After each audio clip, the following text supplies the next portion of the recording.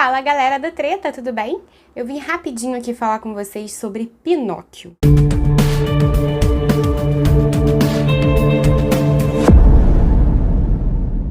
Eu assisti Pinóquio e todo mundo no Twitter tava dizendo que era muito ruim, totalmente desnecessário, que eles não entendiam por que tinham feito Pinóquio, porque tinham mudado o final de Pinóquio. E eu fiquei muito intrigada, porque Pinóquio é um filme que eu vi muitas e muitas vezes durante a minha infância. É um dos filmes favoritos do meu avô, e eu confesso que não é um dos meus filmes favoritos.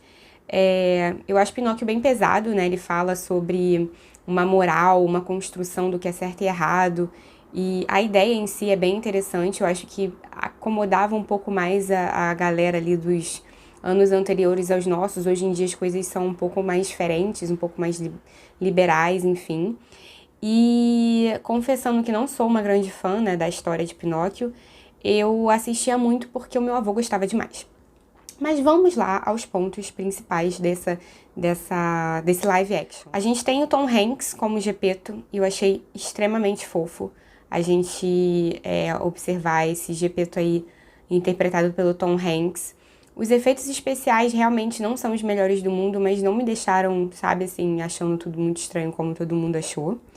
Eles inserem uma coisa a mais, né, alguns elementos a mais, né, nesse live action, como, por exemplo, o filho do Gepeto. A gente não vê isso no desenho animado, né? O Gepeto, na verdade, é um homem solitário, que tem ali a Cleo, que é seu peixe, e o Fígaro, que é o seu gato. Em momento nenhum a gente vê aquela foto do menino, né, que seria o filho dele e que a gente vê no live action. A gente tem ali uma mudança que eu achei muito interessante, uma super homenagem, né, à Disney. Os relógios Cuco que o Gepeto possui, eles, na sua originalidade, eles têm diversas formas, né, camponesas. Tem um Cuco que é um homem bêbado, que eu acho incrível, tem passarinhos. E nessa versão do live action a gente vai ver uma grande homenagem à Disney. A gente tem ali a Bela Adormecida saindo e furando o dedo na roca, a Malévola. A gente tem vários personagens da Disney nos relógios Cuco. Então eu achei uma forma muito legal de trazer essa homenagem, né, a esse universo Disney. A gente tem uma fada azul que é feita, né, que é representada pela Cynthia Erivo, se eu não me engano, é assim que fala o nome dela. É uma mulher maravilhosa, uma atriz incrível, que tem uma voz estonteante, e eu já comecei a chorar no momento em que ela começou a cantar essa música, que é uma música, que é a música tema, né, principalmente, da Disney, que fala sobre os sonhos se realizarem, e ela tá linda, estonteante. Muita gente falou mal dos efeitos especiais, mas quando eu assisti o filme original, né, o desenho, a fada azul é loira, né, branca, loira, mas é uma fada, né, gente, é uma representação. Ela realmente é transparente, né, ela tem o rosto e tal, tem colo, mais ou menos assim, mas dali pra baixo ela é realmente transparente, e ela também é transparente na versão live action. Um vestido maravilhoso, asas incríveis. Eu fiquei completamente apaixonada pela fada azul nova, do jeito dela cantar, falar e etc. E aí a gente tem ali o tema principal, né, de Pinóquio, que é o coração de Gepeto desejando um menino, né, de verdade, uma família. Pinóquio ganhando vida e tendo que provar que merece, digamos assim, ser um menino de verdade. E a grande questão do filme Pinóquio, né, esse filme Pinóquio de 2022, é que ele traz essa questão de ser de verdade para outro patamar, né? Ele traz a versão de ser de verdade. Você não precisa estar dentro daquilo que é esperado para você ser de verdade. Para você ser de verdade, você tem que sentir, você tem que entender, você tem que ter compaixão, você tem que ser uma pessoa boa, praticar o bem. E eu acho que a gente vê muito isso do Pinóquio. Eu gosto muito mais do Pinóquio dessa versão do que o Pinóquio do desenho. Eu achei carismático demais, assim, o nosso bonequinho de madeira. Eu gostei da inserção de alguns outros elementos que foram, né, trazendo aí em torno do filme até o final. Eu não gosto nem um pouco, na parte do desenho, da parte que eles vão para das Ilhas dos Prazeres, né, a Ilha dos Prazeres. E eu achei bem interessante o jeito que eles fizeram a Ilha dos Prazeres nessa versão, né, live action.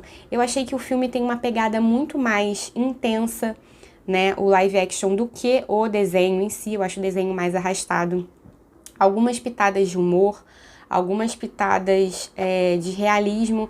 E assim, a gente tá falando de um desenho de um menino de madeira que quer se tornar um menino de verdade. Então, assim, realismo, digamos que não teria que ser uma coisa necessária. Mas eu achei ótimo quando ele foi, tipo, expulso da escola, né? Porque ele era um menino de madeira. E meninos de madeira não existem, não deveriam estar na escola.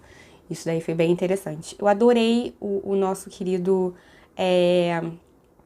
grilo falante, né? A consciência do Pinóquio. É um dos personagens que eu mais gosto também no desenho animado.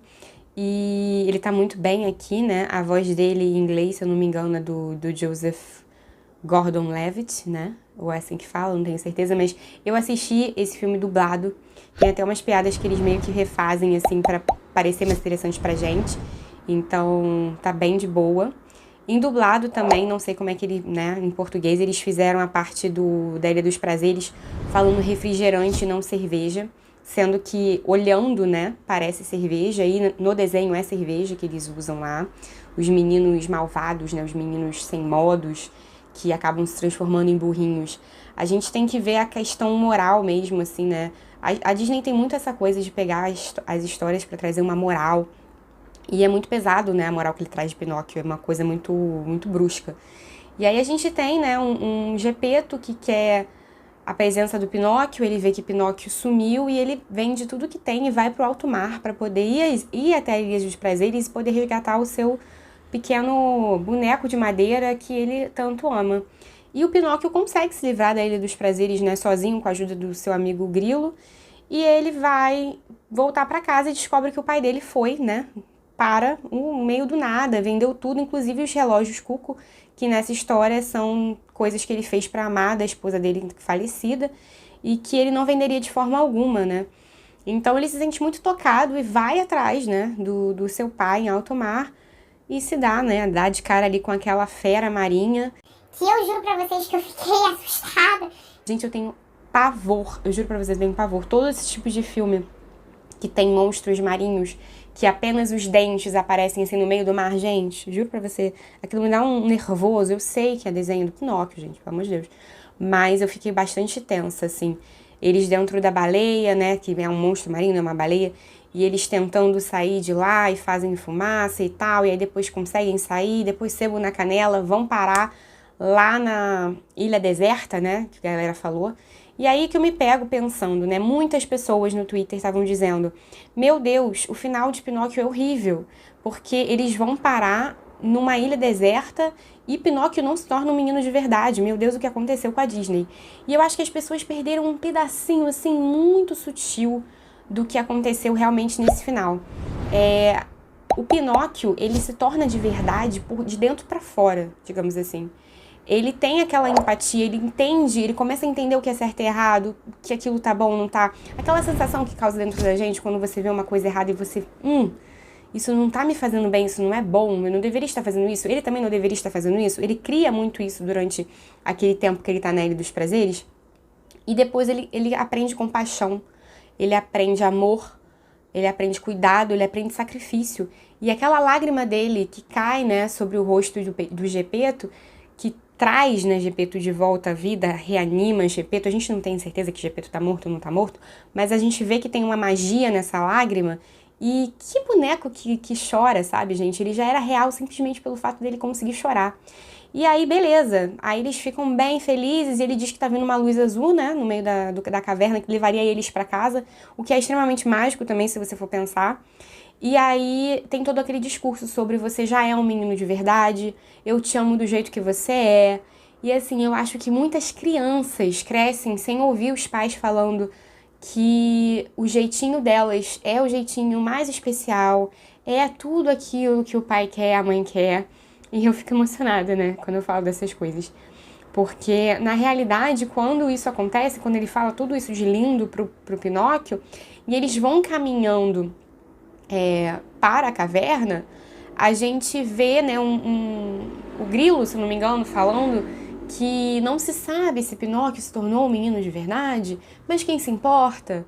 Porque, na verdade, ele é de verdade e tudo mais.